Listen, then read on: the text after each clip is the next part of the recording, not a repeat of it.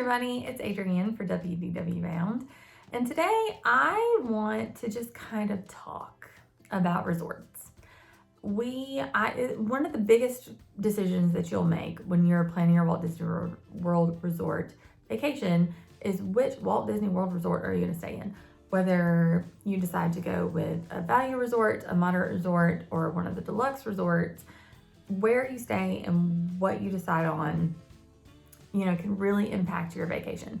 So what I thought I would do today is kind of just talk about my favorite resort in each of those three categories and why it's my favorite and kind of why I choose that one or whatever. All right, so let's start with the value category. That one's the easiest one for me to pick.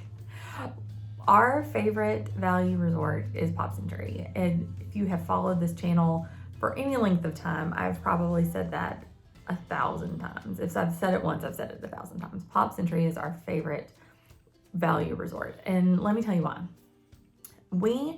There are 5 value resorts altogether. There's the 3 All-Stars resorts, Pop Century, and Art of Animation. I love Art of Animation. It's probably my number 2, right? But Art of Animation is really considered a value plus. There are 4 buildings, 3 of which are family suites, and they are very expensive. We're talking $400 a night.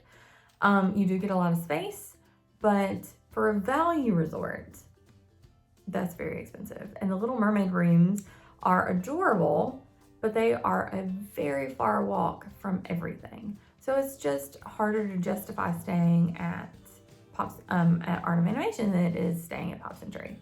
Pop Century and Art of Animation both share equal access to the Skyliner system, which gets you to Hollywood Studios, or it gets you to Epcot. Sorry, brain fog this morning. So because you can't choose one of those for the other, we almost always go with Pop Century.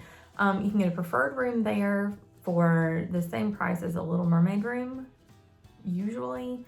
And it just makes more sense to us to stay at Pop Century. I also like the theming. You've got the big icons, giant yo-yos. It's cute theming, but the access to the Skyliner is really what does it for us.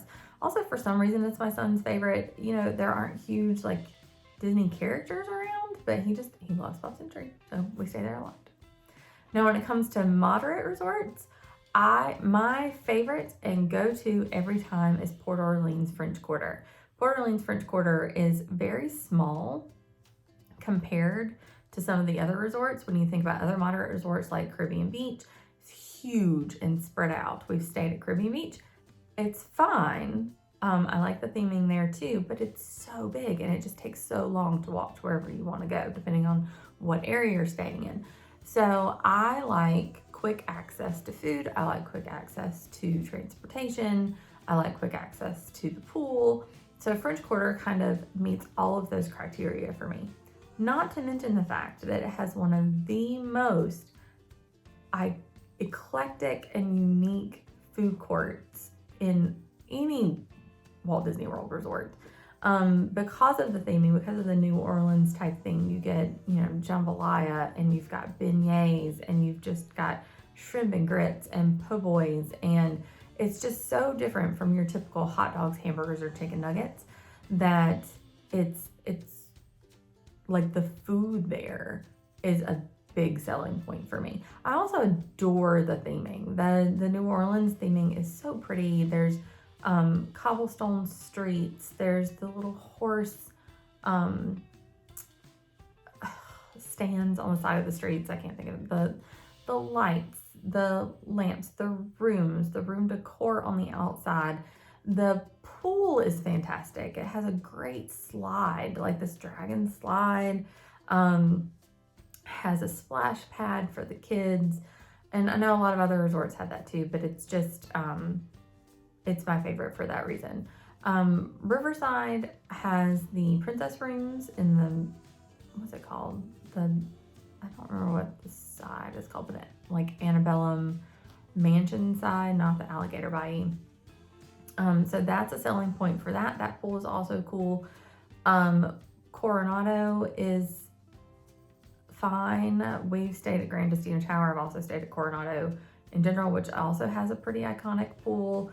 And then you've got Fort Wilderness, I think that's the only one that I'm forgetting, like the campsites and the cabins, which I will admit is the one moderate resort I haven't stayed in yet is at Fort Wilderness. But I prefer, like I said, because it's my favorite French Quarter, because of the size, because of the food, and because of the easy access to, again, because it's a little smaller and more intimate, the easy access to the main area, the lobby, and all of that good stuff. Now, Deluxe Resort is the hardest thing for me to pick. Only because, and I don't want, Deluxe Resorts are expensive. And again, I want to reiterate the fact that when we stay at Deluxe, 90% of the time, we are renting DVC points. I'll link that above and below so that you can kind of see how we do things. Because my personal philosophy is that if I want to go to Disney World as often as possible, so that means spending my money as frugally as possible, but I love the Deluxe Resort. So picking just one is really, really hard. I tend to go with Boardwalk for a number of reasons. All right, I'm gonna try to stick to it. The theming is beautiful. It's got great food options. It's close to beach clubs. So you've also got like Beaches and Cream over there. There's a ton of sit-down restaurants. There's Flying Fish. There's the ESPN Club. There's Trattoria Al Forno. There's another one, Big River Grill or something. I think that's the name of it. So there's a ton of sit-down restaurants. There's great grab-and-go options. The pool has recently got a makeover, which has helped a lot because it was the creepy clown pool, and now it's just like Disney characters. Some people have called the makeover of the pool lazy. I don't care. The clown's gone. That's all that matters to me. Also, you have access to the Skyliner. You can walk to Epcot. You can walk to Hollywood Studios. And the nightlife at Boardwalk is fantastic. Obviously, probably some of that has been diminished since COVID, but there used to be nightly entertainment, whether it was a magician, whether it was a singer, whether it was other types of musicians or entertainers.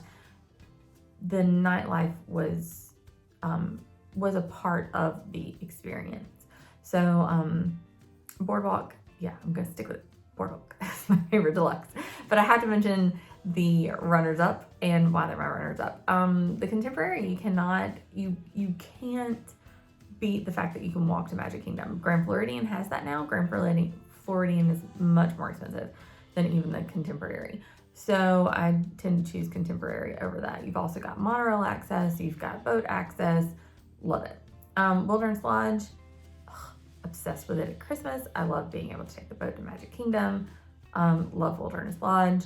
Love Animal Kingdom Lodge. If you're looking for the cheapest option for renting DVC points or just renting straight from Disney and you want to stay deluxe, Animal Kingdom Lodge is your best bet.